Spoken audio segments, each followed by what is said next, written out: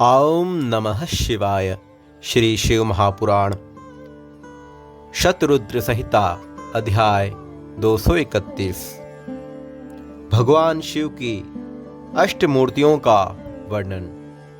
नंदीश्वर बोले, हे प्रभो, हे तात, हे मुने, अब महेश्वर के समस्त प्राणियों को सुख प्रदान करने वाले तथा लोक के संपूर्ण कार्यों को संपादित करने वाले अन्य श्रेष्ठतम अवतारों को सुने। यह सारा संसार परेश शिव की उन 8 मूर्तियों का ही स्वरूप है।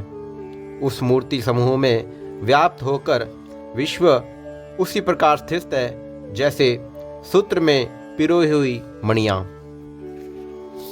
शर्व, भव, रुद्र, उग्र, भीम, पशुपति, ईशान और महादेव, ये शंकर की 8 मूर्तियां विख्यात हैं। भूमि, जल, अग्नि, पवन, आकाश, क्षेत्रज्ञ, सूर्य एवं चंद्रमा, ये निश्चय ही शिव के शर्व आदि 8 रूपों से अधिष्ठित हैं।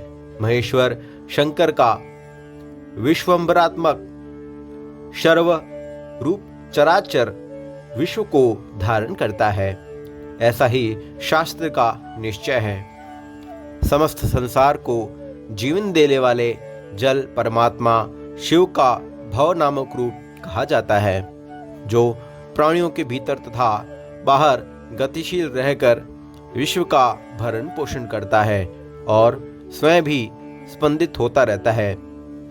सज्जनों द्वारा उसे उग्र स्वरूप परमात्मा शिव का उग्र रूप कहा जाता है। भीम स्वरूप शिव का सबसे अवकाश देने वाला सर्वव्यापक तथा आकाशात्मक भीम नामक रूप कहा गया है। वह महाभूतों का भेदन करने वाला है, जो सभी आत्माओं का अधिष्ठान, समस्त क्षेत्रों का निवास स्थान तथा पशुपाश को काटने वाला है। उसे पशुपति नाम से जाना चाहिए, ये निश्चय है।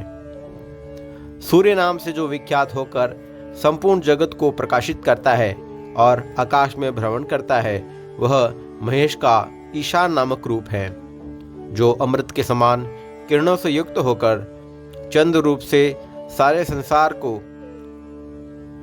आप्यायित करता है। महादेव शिव का वह रूप महादेव नाम से विख्यात है। उन परमात्मा शिव का 8वां रूप आत्मा है, जो अन्य सभी मूर्तियों की अपेक्षा सर्वव्यापक है।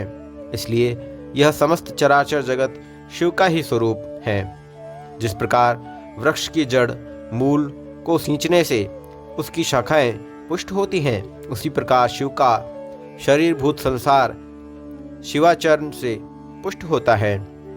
जिस प्रकार इस लोक में पुत्र पौत्रादि से प्रसन्न होने पर पिता प्रफुल्लित हो जाता है, उसी प्रकार संसार के प्रसन्न हो जाने से शिव जी प्रसन्न रहते हैं। यदि किसी के द्वारा किसी भी शरीरधारी को कष्ट दिया जाता है, तो मानो अष्टमूर्ति शिव का ही वह अनिष्ट किया गया है, इसमें संशय नहीं है। अतः अष्टमूर्ति रूप सारे विश्व को व्याप्त करके सर्वतोभावे स्थित परम कारण रुद्र शिव का सर्वभाव से भजन कीजिए। हे सनत कुमार जी, हे विधिपुत्र, इस प्रकार मैंने आपसे शिव के प्रसिद्ध 8 स्वरूपों का वर्णन किया। अपना कल्याण करने वाले मनुष्य को सभी के उपकार में निरत इन रूपों की उपासना करनी चाहिए। ओम नमः शिवाय।